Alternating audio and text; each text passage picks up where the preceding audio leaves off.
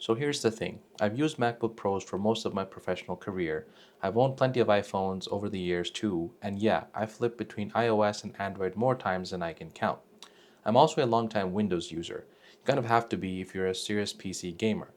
But with all that said, I've never really bought into tablets as a form factor. A few months ago, I tested the OnePlus Pad 2, and it actually surprised me. But even with its great display and fluid performance, it still felt too large, too clunky for what I needed. I wanted something more compact, something more portable, that I could use one-handed while taking notes or managing my YouTube channel on the fly. So I picked up the iPad mini A17 Pro, and today I'm reviewing it not as a tablet enthusiast, but as someone who's spent years on both Apple and Windows ecosystems and who honestly thought that tablets were pretty redundant. The iPad mini fits perfectly in one hand. That alone makes it more usable than any Android tablet I've tested in this class.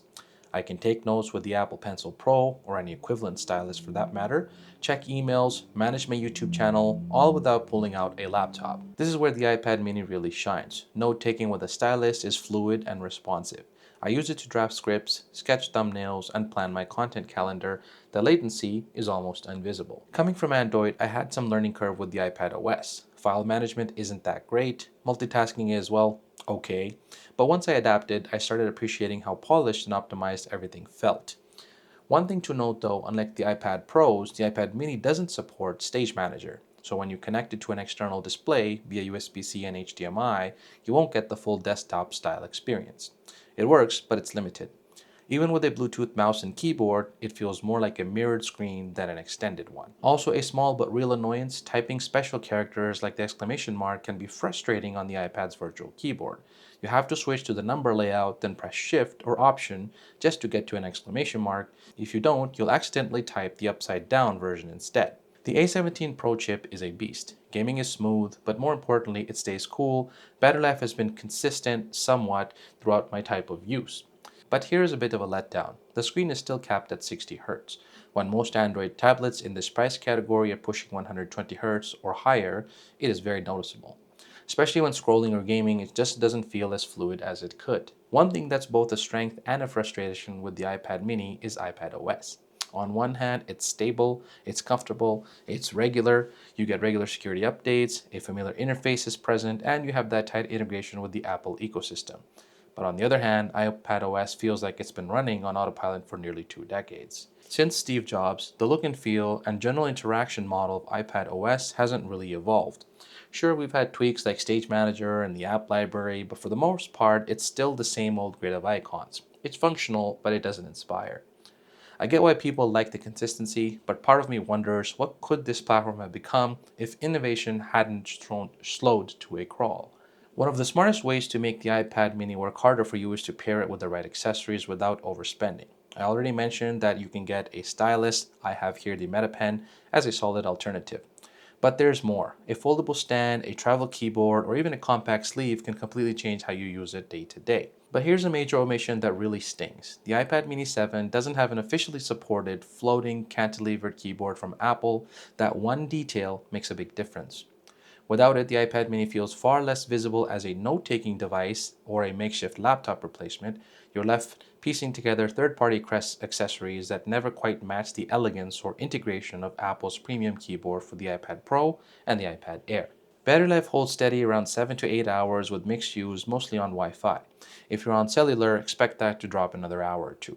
Fast charging gets you up to 50% in about 30 minutes, which is great.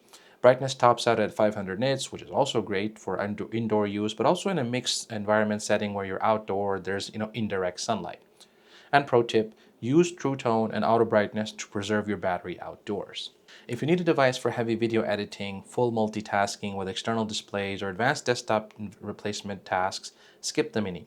The iPad Pro exists for a reason. But if you want a sleek, highly portable tool for focused productivity, creative ideation, or as a smart travel companion, then the mini fits just perfect. So here's the real question. Should you even buy a tablet in 2025?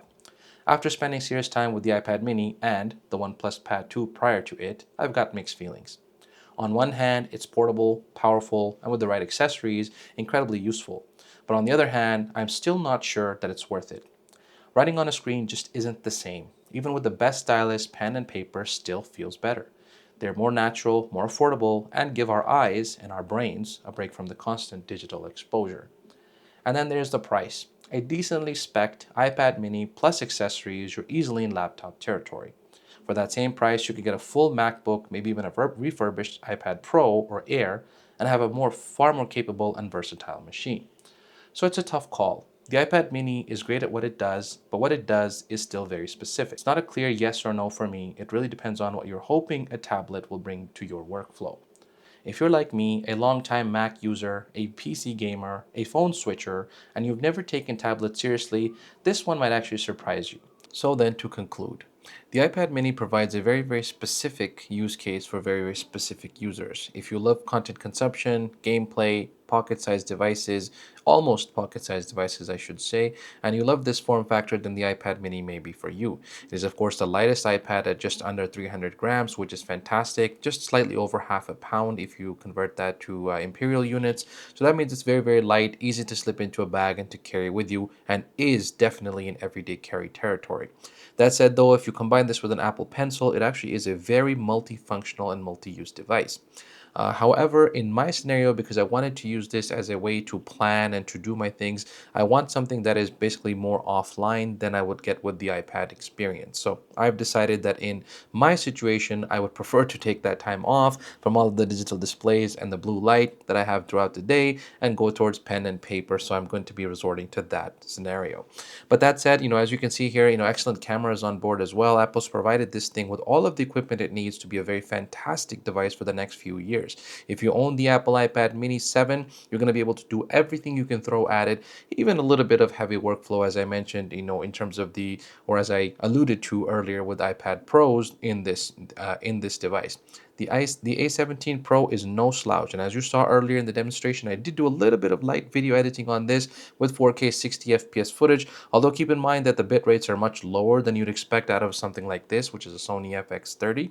So you're not going to get the same quality in terms of the output, but you can still do social media, sufficient video editing and whatnot on this particular device. So my overall thoughts, really look into whether or not you need a tablet in 2025.